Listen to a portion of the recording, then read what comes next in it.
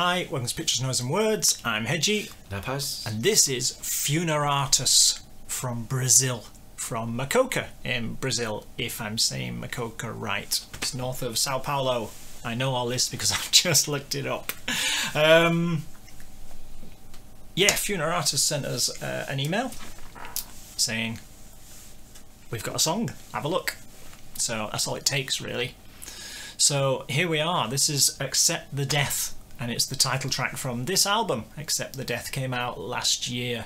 Let's have a look on here. Doesn't say, it just says 2018, but this video came out April 2018, so about then. Not that it really matters. Cool cover though. Really like that. It is a cool cover, isn't it? Yeah.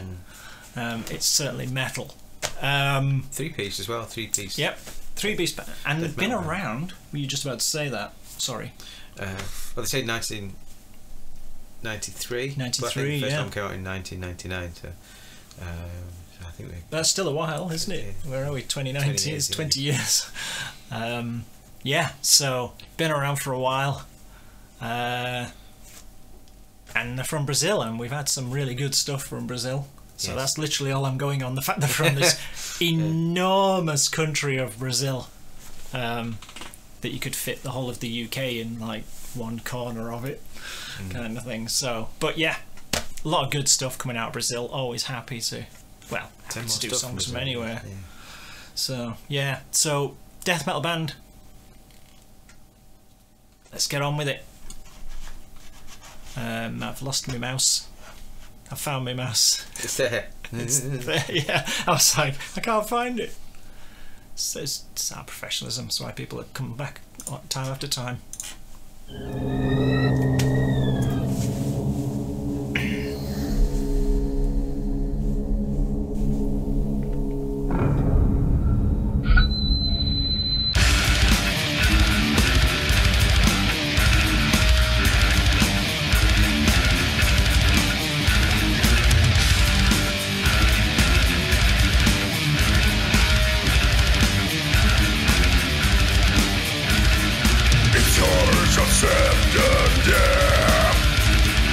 It's cold, painful, excruciating, united, tortured, unacceptable.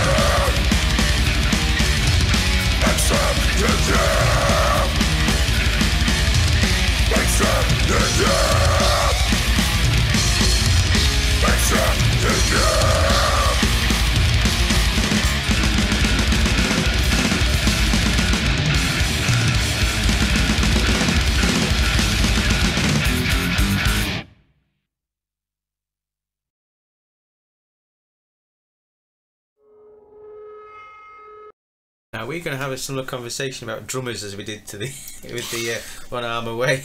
Because he was great. He was playing left-handed even though he wasn't left-handed. That's just showing off. How do you mean? He was. Well, normally you're playing your right hands. You know, if Yeah, you're but right-handed. he's playing his hi-hat with his left hand. Is that what you mean? Yeah. Yeah. Because I've seen drummers do it. They just swap because it keeps them interested. You know, a bit bored playing like this. I play it like this. But it. I can't do it. Let's put it that way, because I'm too locked into my right-handedness. Whereas, you know, I was like, he's just playing left-handed because he can, not because he needs to. That's so good.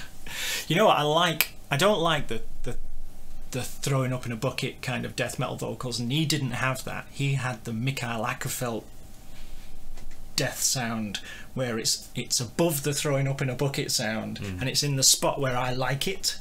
Because you can actually hear the words. Yes, yeah. You know, I when it started off, I thought, oh, it's a bit like the guy from Behemoth, that sort of grating, and then he suddenly lowered the melody, I suppose, the tone, and it just clicked. Yeah. That when he sings lower, his voice is just guttural, isn't it? Yeah. And this is in no way an insult. You're talking back to the 1980s a bit.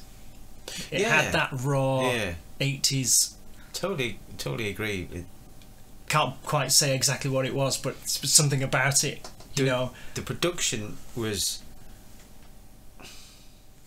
It didn't feel polished, and that enhanced it. Yeah. Because I like polished production, but I also really like stuff where it's not as tidy.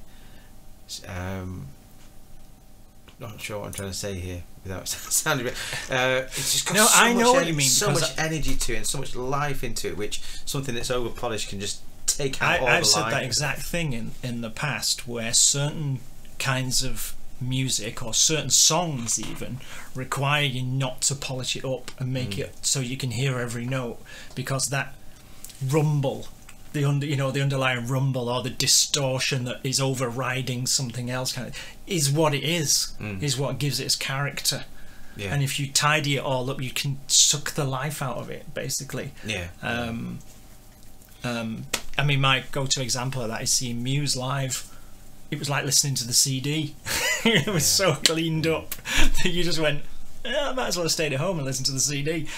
But you know, this stuff is designed to be gritty and a little bit dirty, you know, dirty sound kind of thing. I do like that, and that's why I like listening to stuff on Bandcamp and listen to people's demos, because it still has that visceral energy that. We're not suggesting you sound like a demo. No. We're just off down the production. Funeratus have sent us off on another rant somewhere about something else. But I love that it's that energy that's that kind of production can capture. I don't think you can get it if it is too polished up. And I think why we have these chats when we listen to stuff like One Arm Away, and then we listen to Funeratus, and that sets us off on another chat about a subject, is because I think it has the Brazilian music I've heard. I'm sure there's loads of tat, but the stuff I've heard has that old school integrity to it, and I think that's what we're picking up is that's real. That sounds real. It feels real, kind of thing. Rather than, because there's lots of extreme metal bands out there that are doing really good stuff, but you got big production values and all of that, and it's almost a manufactured extremeness. You know what I mean? Whereas this has got integrity and feels like, I mean, these people have been there for a long time and probably toured some terrible, you know, shitty little holes and stuff like that, and played in, and I just called up there. They did send me a press release. I was just seeing if they were on tour. It doesn't say, but you know, they've been around a long time, and they're still producing stuff that's really good by the sounds of it, because that was only last year. So thank you, Funeratus. That was Well, it set us off talking about the stuff we've just spoken about that, capturing that real sound, I guess. Yeah. But it's that fine balance of making it, capturing that real sound. It's got integrity, but also got that gritty, which still sounds good as well. Yeah, and you can still pick it up, which you did in that. It's good production. Again, when you talk about production, is it a good production? Yes, it is, because it might not sound as polished as like your Machine Heads or even that Behemoth track we listened to earlier, but it's still got good production because it really nails what it's trying to what the song is, what the band is and what the song is, so yeah, it's good. That drummer, isn't it? What a machine he was.